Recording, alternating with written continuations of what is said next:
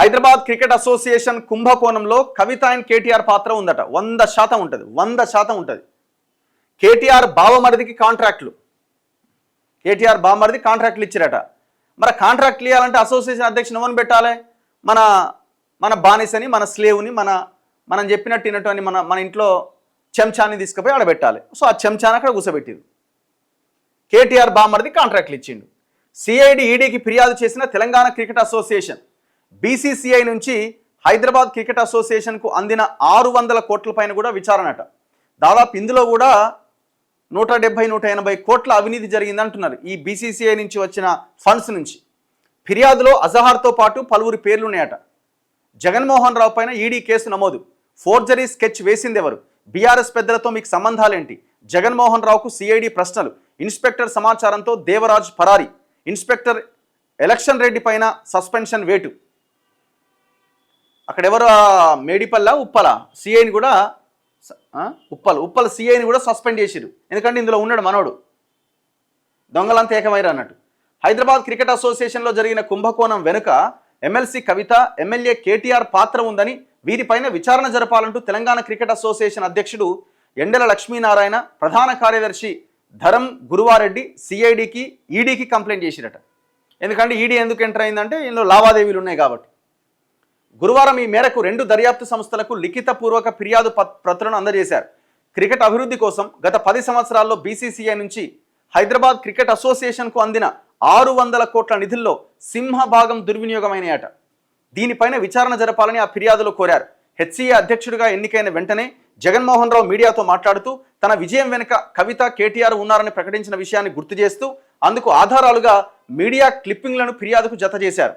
ఈ దొంగ వీడు గెలవంగానే ఏం చేసిందంటే నా వెనకాల కవిత ఉన్నారు, కేటీఆర్ ఉన్నాడు, ముఖ్యంగా కవితకు ఉన్నదని చెప్పిండు. లాస్ట్ టైం కూడా వీడియో మీకు ప్లే చేయడం జరిగింది. ఒక్కసారి జస్ట్ వన్ మినిట్.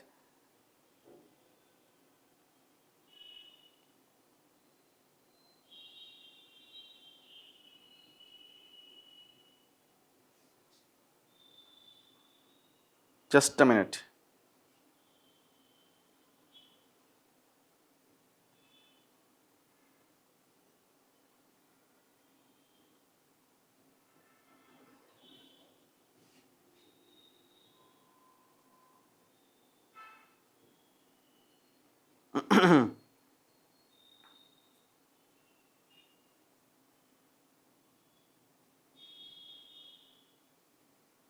ఇక్కడ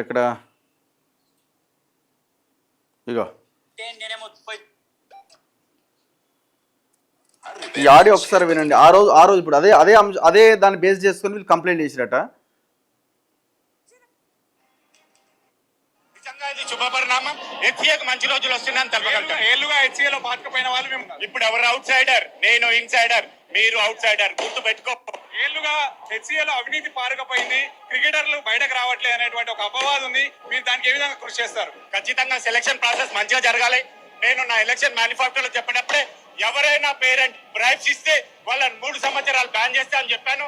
అది ఖచ్చితంగా చేసి చూస్తాను. ఫేర్ సెలక్షన్ జరుగుతుంది. ఎవరు బ్రైబ్స్ ఇవ్వద్దు. మీ పిల్లల్ని కోచింగ్ చేయించండి. మంచి కోచింగ్ కావాలంటే మేము ఇప్పిస్తాం హెచ్సీఏ తరపున.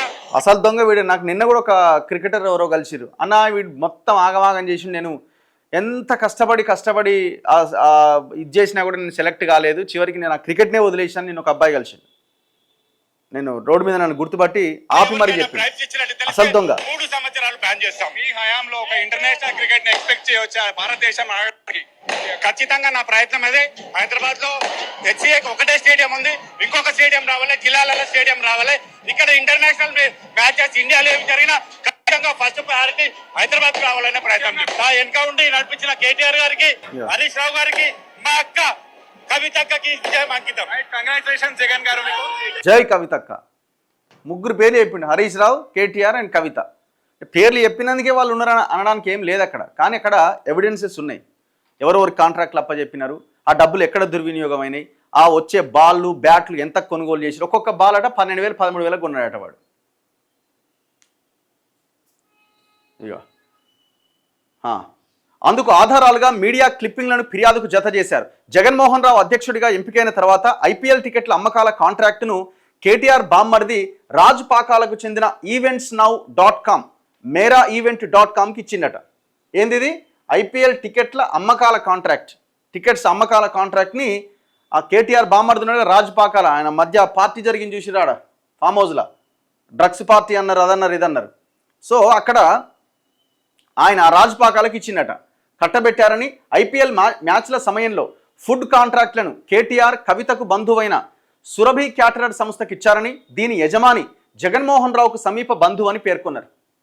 ట్రావెల్, హోటల్ బుకింగ్ కాంట్రాక్టులు సైతం ఈ బ్యాచ్కే దక్కినాయి. బీసీసీఐ నుంచి అందిన 600 కోట్లలో సింహభాగం దుర్వినియోగమయ్యాయి. అప్పటి అధ్యక్షుడు అజారుద్దీన్, సభ్యులు జాన్ మనోజ్, ఆర్ విజయానంద్, పురుషోత్తం అగర్వాల్, సురేందర్ అగర్వాల్ పైన కూడా విచారణ చేపట్టాలని కోరారు.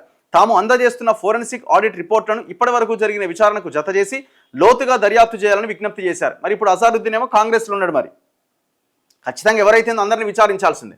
ఫోర్జరీ పైన ప్రశ్నల వర్షం. హెచ్సిఏ నిధుల గోల్మాల్ కేసుకు సంబంధించి ఇప్పటికే అరెస్ట్ అయిన జగన్మోహన్ రావు బృందాన్ని సిఐడి అధికారులు గురువారం కస్టడీకి తీసుకున్నారు. శ్రీచక్ర క్లబ్ సభ్యుడినంటూ జగన్మోహన్ రావు సృష్టించిన ఫోర్జరీ డాక్యుమెంట్లు, బీసీసీఐ నుంచి వచ్చిన నిధుల దుర్వినియోగం తదితర అంశాలకు సంబంధించి జగన్మోహన్ రావును సిఐడి అధికారులు ప్రశ్నించారు. అసలు ఈయనకి హెచ్సిఏ అధ్యక్షుడు అయ్యే అర్హత కూడా లేదట. ఫోర్జరీ సంతకాలతో నేను ఒక క్లబ్లో మెంబర్నని చెప్పి ఎంటర్ అయిందట. ఎవరి అండదండలతో మీరు హెచ్సిఏ అధ్యక్షుడు అయ్యారు? ఫోర్జరీ స్కెచ్ వెనుక ఉన్నదెవరు? మీ వెనుక బీఆర్ఎస్ పెద్దలు ఎవరెవరున్నారు అనే కోణంలో విచారిస్తున్నారు. తెలంగాణ క్రికెట్ అసోసియేషన్ కార్యదర్శి గురువారెడ్డి ఇచ్చిన ఫిర్యాదు మేరకు కేసు నమోదు చేసిన సిఐడి ఇప్పటి వరకు జగన్మోహన్ రావుతో పాటు శ్రీనివాసరావు, సునీల్ కాంతే, రాజేందర్ యాదవ్, కవితను అరెస్ట్ చేసిన విషయం తెలిసింది. వీరిని 10 రోజుల పాటు కస్టడీకి ఇవ్వాలంటూ కోర్టును సిఐడి కోరగా 6 రోజుల విచారణకు అనుమతి వచ్చింది. దీంతో గురువారం ఉదయం చెంచల్గూడ జైలు నుంచి 5 నిందితులను సిఐడి అదుపులోకి తీసుకుంది. కవిత అంటే ఈ కవిత కాదు, వేరే కవిత. హెచ్సిఏ నిబంధనలకు విరుద్ధంగా టెండర్లు లేకుండా ₹1 కోటి పైగా విలువ చేసే క్రికెట్ బంతులను ఎందుకు కొనుగోలు చేశారు? అసలు ఏం టెండర్ లేకుండానే 1 crore పైన విలువ చేసే బాళ్ళు కొన్నారట. వాటి వివరాలను రిజిస్టర్లో ఎందుకు నమోదు చేయలేదు? క్రికెట్ బంతులు అందకుండానే డబ్బులు చెల్లించారా అని వీరిని సిఐడి ప్రశ్నించింది. హైదరాబాద్ సన్ రైజర్స్ నుంచి 1000 టికెట్లు ఎందుకు అడిగారు? వాటిని ఎవరి ద్వారా అమ్మించాలని అనుకున్నారు? మీరే స్వయంగా విక్రయిద్దామనుకున్నారా అని సిఐడి అధికారులు ప్రశ్నించారు. పలు ప్రశ్నలకు జగన్మోహన్ రావు మౌనంగా ఉండట. ఒకవేళ మాట్లాడినా లేదు, తెలియదు, గుర్తులేదు అనే సమాధానమే మాత్రమే ఇచ్చినట్టు సమాచారం. ఈడీ కూడా కేసు పెట్టిందట. దేవరాజ్ పరారీ, ఇన్స్పెక్టర్ పైన వేటు. హెచ్సిఏ కేసులో మరో నిందితుడు హెచ్సిఏ ప్రధాన కార్యదర్శి దేవరాజ్ పరారీలో ఉండట. ఆయన్ను అరెస్ట్ చేసేందుకు సిఐడి అధికారులు ప్రత్యేక బృందాలు రంగంలోకి దింపారు. అయితే ఉప్పల్ ఇన్స్పెక్టర్ ఎలక్షన్ రెడ్డి ఇచ్చిన సమాచారంతోనే దేవరాజ్ పారిపోయినట్లు సిఐడి అధికారులు గుర్తించారు. దేవరాజ్ కాల్ లిస్ట్ ద్వారా ఈ విషయాన్ని గుర్తించారు. దాంతో ఎలక్షన్ రెడ్డి పైన ఉన్నతాధికారులు సస్పెన్షన్ వేటు వేశారు. అంటే పోలీసులు కూడా దొంగలాగా తయారయ్యారు. నువ్వు పారిపో అన్నావు, నిన్ను కూడా అరెస్ట్ చేసేటట్టున్నారని చెప్పి ఇన్ఫర్మేషన్ ఇచ్చి పారిపోయేలా చేసిండట. అది ఏడి పారిపోతాడని దొరకడా? ఇప్పుడు ఈ హెచ్సిఏ కుంభకోణం మీద కేటీ అసలు ఎండ్ల లేరరా ఆయన మీరు? అసలు అన్లానేమన్నా ఉందా? ఇందులో ఉన్నారు, అందులో లేరు అనేమన్నా ఉన్నదా? ప్రతి దాంట్లో ఉన్నారు కదా. ఫలానా రంగంలో ఫలానా దాంట్లో కుంభకోణంలో కేటీఆర్ లేడు, కవిత లేడు అని అనుకునే పరిస్థితి ఉన్నదా? అయ్యా ఇంత గలీజ్గా పరిపాలన చేసిరు చూడండి.